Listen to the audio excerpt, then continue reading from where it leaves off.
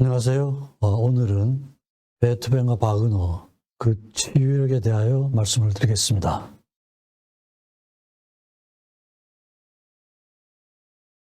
대개 이런 순서로 말씀을 드리겠습니다.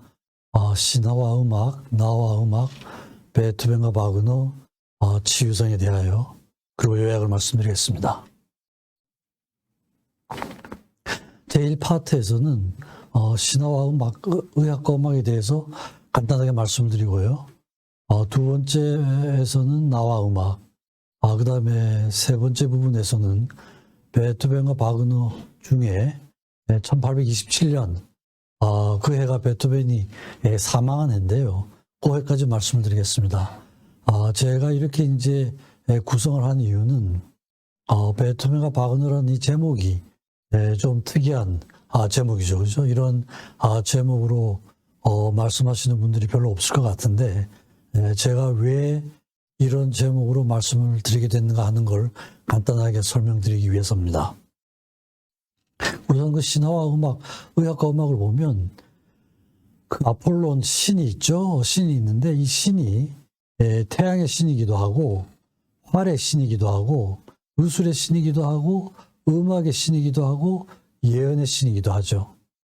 그러니까 아주 다양한 기능을 가지고 있습니다. 그래서 의술과 의학 이 양쪽을 다 담당하던 신이었어요. 그러니까 의학과 음악이 뿌리가 같은 거죠. 뿌리가 같은 거죠. 아마 그 조화로움에서 서로 만날 수 있는데요. 그래서 아마 음악을 전공하지 않는 사람들 중에 음악을 좋아하는 사람을 직업별로 본다 그러면은 아마 의사 직업이 굉장히 많지 않나 이런 추정을 해보는데 그건 뿌리가 같기 때문에 그렇다고 말씀드릴 수가 있습니다. 그래서 아폴론의 아들 중에 의술의 신 아스클레피우스가 나중에 이제 그 의술의 신 부분은 이 아스클레피우스에게 넘겨주게 되죠. 그리고 올페우스 음악의 달인이 나죠. 엄마만 다르고 이제 아빠는 같은 거죠, 그렇죠? 그래서 뿌리가 같기 때문에 서로 밀접한 관계를 가지고 있다 이렇게 말씀드릴 수가 있을 것 같습니다. 아테네 가면이 파르테논 신전이 있고 좌측이 우측이 이제 파르테논 신전에서 내려다보면 이로드 아티쿠스라는 음악당이 있습니다. 음악당이 있고 그 옆에 아스클레피우스 신전이 있어요. 음악당하고 신전이 같이 붙어 있습니다. 그다음에 그 옆에 디오니소스 그 음악당이죠. 음악당이죠. 디오니소스는 술의 신이죠, 그죠? 그 음악당이 있습니다. 그러니까 술, 의학, 음악 이게 이제 항상 세트로 움직이는 이런 구조를 가지고 있습니다. 저와 음악하고의 관계를 간단하게 말씀드리면은 뭐 음악에 대한 관심이 많았는데 주로 초기에는 이제 베토벤 아직까지도 그렇습니다만 베토벤에 대한 관심이 참 많았죠. 그래서 음악에 대한 책도 번역도 하고요. 모차르트 이펙트, 소아용 모차르트 이펙트 번역도 하고 베토벤에 대한 책도 냈습니다. 2002년도에 베토벤의 삶과 음악 세계라는 책을 내고 2007년도에 그 베토벤 음악에 대한 그 곡 해설이 좀 깃들어져 있는 그런 곡입니다. 거룩한 울림에 대하여 그런 것도 내고 아동용 책도 내고요. 또 음악이 전체적으로 인간에게 어떤 영향을 미치는가 이런 내용에 대한 책도 내고 또 청소년을 위한 베토벤 책도 내고 이랬습니다. 그러다가 제가 2011년부터 2013년 사이에 바그너 협회에 그 회장을 맡을 기회가 있었습니다. 그래서 3년 동안 그 협회를 이끌면서 제가 그때 이제 관심을 많이 가졌던 부분이 베토벤과 바그너에 미친 베토벤의 영향 이게 이제 주된 저의 관심사였습니다. 그래서 그걸 주로 이렇게 이끌다가 그 결과를 제가 2020년도에 책으로 출판을 했습니다. 2020년이면은 저희가 이제 베토벤 탄생 250주년이었죠. 그래서 아마 코로나가 아니었으면은 전 세계적으로 굉장한 페스티벌이 있었을 것 같아요. 음악 페스티벌이. 근데 코로나 때문에 그게 많이 이제 없어지고 저는 그 해를 기념으로 해서 저 책을 출판을 했습니다. 이게 이제 모차르트 이펙트 번역책이고요. 소아용 모차르트 이펙트. 이게 베토벤에 대한 책입니다. 베토벤 상거 음악 세계. 오른쪽은 베토벤 거룩한 울림에 대하여 이를 내고 소아용, 청소년용 베토벤 책도 따로 냈습니다. 그리고 이제 음악이 인간이 미치는 영향, 일반적인 거죠. 인간에 대해서 어떤 영향을 미치는가, 왜 인간이 음악을 사랑하는가, 이런 주제도 들어가 있습니다. 그리고 이게 이제 베토벤과 바그너, 오늘 말씀드릴 그 내용인데, 이게 제일 최근에 출판된 책입니다. 베토벤과 바그너에 대한 내용을 좀 살펴보고 어떤 면이 치유력이 있는가 하는 걸 말씀드리겠습니다. 음악의 역사를 보면 음악의 역사는 물론 그 전부터도 있었죠, 그죠? 중세 시대부터 쭉 있었지만, 그래도 우리가 이제 흔히 대하는 음악은 바로크부터인데, 바로크, 고전주의, 베토벤, 낭만주의 이렇게 쭉 이어집니다. 그래서 이제 베토벤은 고전주의와 낭만주의를 연결해주는 그런 시기에 있었죠, 그죠? 고전주의가 정리화되고 낭만주의가 시작하는, 낭만주의가 1821년에 시작이 되거든요. 근데 베토벤이 1827년까지 살았습니다. 그래서 고전주의가 정리가 되면서 낭만주의의 문을 연 작곡가로 평가를 받고요. 바그너는 낭만주의인데 초기, 중기, 후기, 신낭만주의 이렇게 나누는데 신낭만주의에 속한다고 할 수가 있죠. 1813년에 태어나서 1883년에 세상을 떠났습니다. 그 후에 이제 민족주의, 인상주의 쭉 이어지는데, 그래서 이제 시대별로는 1770년, 1813년이니까 그죠? 약 한 40년 정도의 차이를 두고 있는데, 바그너가 베토벤의 영향을 상당히 많이 받았습니다. 자기 자서전에. 그래서 주로 베토벤이 바그너에 대해서 미친 영향, 이걸 이제 주로 말씀을 드리겠습니다. 베토벤과 바그너인데요. 이건 이제 바그너죠. 바그너가 태어나서 쭉 일생을 지내면서 살았는데, 그 과정에서 베토벤이 어떤 영향을 미쳤는가, 이게 오늘 제가 말씀드릴 주제가 되겠습니다. 바그너의 기본 태도도 문학과 철학과 음악을 통합하는 것이었습니다. 그래서 셰익스피어의 문학, 쇼펜하우어의 철학, 베토벤의 음악, 이 한 사람 한 사람 굉장히 복잡한 사람들입니다. 셰익스피어만 해도 그죠? 일생을 연구를 해도 다 못하는 사람들이죠. 철학도 쇼펜하우어, 음악 다 어마어마한 사람들인데 이 세 분야를 통합하겠다는 이런 자세였으니까 바그너 음악이 복잡하지 않을 수가 없어요. 곡 하나가 그냥 16시간씩 이렇게 연주를 해야 되는 거죠. 그렇죠? 굉장히 복잡한데, 기본적으로 문학과 철학과 음악을 통합하는 이 기본 자세도 그 시작은 베토벤이었거든요. 그래서 이제 베토벤 영향을 받고 또 이제 규모가 크게 발전시킨 거라고 할 수가 있겠죠. 1812년이면 이제 바그너가 태어나기 한 해 전입니다. 한 해 전인데, 이제 요 해는 나폴레옹이 러시아에서 쫓겨나던 지고 패전을 하고 쫓겨나는 거였죠. 베토벤은 두 곡의 교향곡을 쓰고 바이올린 소나타를 썼습니다.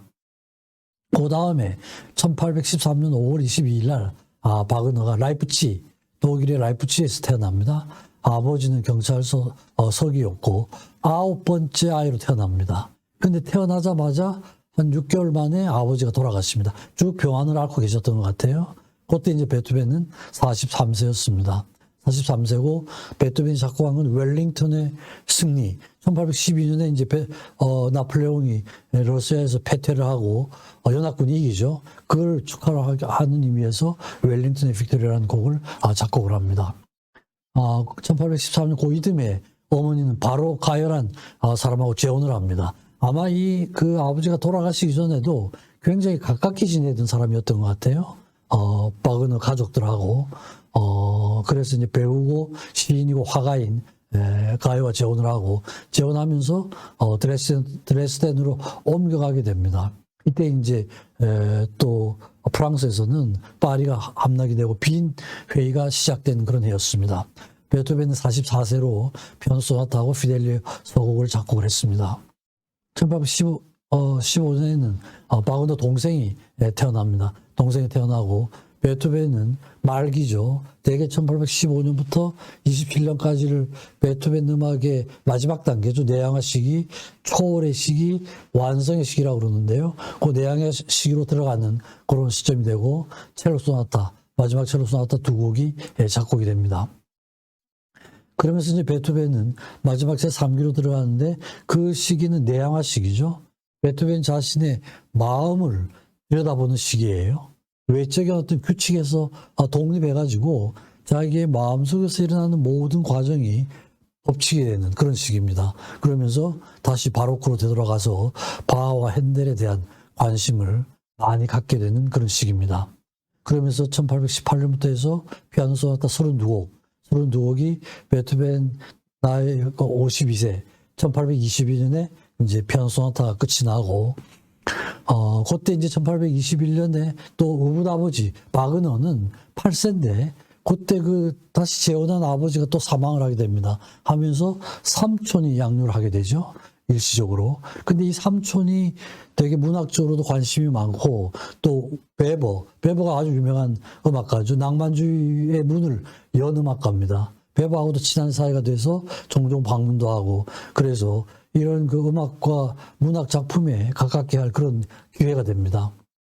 그래서 1822년부터 27년까지는 9세에서 14세인데 드레스덴의 크로이츠슐레 왕립 학교인데요. 거기에 입학을 하게 됩니다. 그래서 본격적인 공부를 하게 되고 여러 가지 이제 상상의 뿌리를 만들어주는 그런 시대가 됩니다. 그리스어, 라틴어, 그리스 비극, 셰익스피어를 접할 수 있는 그런 기회가 되고 신화, 호머의 일리아드 오디세이 이런 걸 이제 다 읽는 기회가 되고 후에 이제 뮤직 드라마 형식이 되는 기초가 되는 과정이 이때 다듬어집니다. 아까 말씀드린 그 베버가 마탄의 사수, 이 마탄의 사수는 이 곡부터 고전주의가 끝나고 낭만주의가 시작되는 곡으로 이렇게 평가를 받는 곡입니다. 낭만주의의 문을 연 작곡가죠. 마탄의 사수를 듣고 지휘자가 되겠다는 그런 결심을 하게 됩니다. 1823년 베토벤 53세 때인데 그때 이제 장엄미사곡을 작곡하고 베토벤 9번 교향곡 이게 이제 어떻게 작곡이 되는데 이 9번 교향곡이 바그너에게 아주 절대적인 영향을 미칩니다. 아마 바그너의 일생을 통해 가지고 계속 영향을 미치는 곡이 이 베토벤 9번 교향곡이에요. 거기에 대해서는 아마 앞으로 계속 반복적으로 말씀드릴 기회가 있을 것 같습니다. 그리고 그때 1825년에 이제 바그너는 12살인데 그때 피아노를 배우기 시작을 합니다. 근데 아마 연주 피아노에는 특별한 재능을 보여주지 못했던 것 같아요.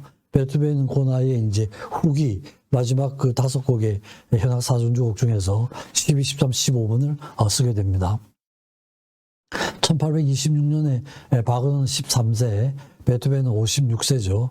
그 낭만주의의 문을 연 베버가 사망을 하고 가족들은 드레스덴에서 갔다가 다시 프라하로 이사를 가게 됩니다. 근데 이제 바그너는 드레스덴에서 친구 집에 머물면서 기억을 하고 베토벤은 마지막 현악 사중주곡 14번, 16번을 작곡을 합니다. 1827년에는 베토벤은 사망을 하는데 그 해에 바그너는 이제 14세입니다. 14세에 수학여행을 갔다가 라이프치히를 방문을 하는데 라이프치히는 원래는 바그너가 태어난 도시죠. 거기에서 이제 굉장히 매력을 느끼게 됩니다. 도시 자체에. 그래서 라이프치히에 머물면서 니콜라이 짐나지움에 입학을 하고 또 삼촌과 다시 가까워지면서 다시 문학 작품을 좀 더 가깝게 할 수 있는 그런 계기가 됩니다. 고해 3월 26일 날 베토벤은 세상을 떠납니다. 이게 이제 베토벤이 세상을 떠났을 때 그 장면들입니다. 운구는 누가 했고 횃불 행진은 누가. 체르니가 이제 베토벤 아주 수제자였죠. 체르니는 여러분들 다 아시죠, 그죠? 연습곡으로 유명한 체르니가 베토벤의 수제자였고 슈베르트도 이제 횃불 행진에 참석을 했습니다. 하고 그 당시에 이제 비엔나에서 젊은 그런 음악가들이 다 참여를 했죠. 그리고 시민들이 15,000명 내지 20,000여 명이 그 추도 대회에 참여했다고 그러는데요. 저때 그 비엔나 시민이 약 25만 내지 30만 명이었습니다. 그러니까 노인들 빼고 어린아이들 빼면은 건강한 성인 남녀들은 다도 추도식 대회에 참여를 했던 것 같습니다. 이게 이제 비엔나에 가면 베토벤의 무덤이 있습니다. 저는 이제 갈 때마다 가서 이제 인사를 드립니다. 그래서 이제 베토벤은 저게 좌우명이었습니다. 두 라이덴 주 프로이데 고난을 해치고 환희로 이런 거였는데 제가 이제 정리한 베토벤은 저 단계를 뛰어넘은 것 같아요. 환희 그러면은 이게 완성된 상태는 아니거든요. 근데 이제 베토벤의 후기 작품들은 아주 평화로운 상태입니다. 감정의 기복이 아주 적어요. 그래서 제가 정리를 한 건 아래쪽입니다. 고난으로부터 환희를 거쳐 불멸의 진리와 완성으로, 이렇게 이제 제가 베토벤의 음악은 작곡을 했고 정리를 했고, 이제 이런 상태가 아마 바그너에게 계속적으로 영향을 미치게 됩니다.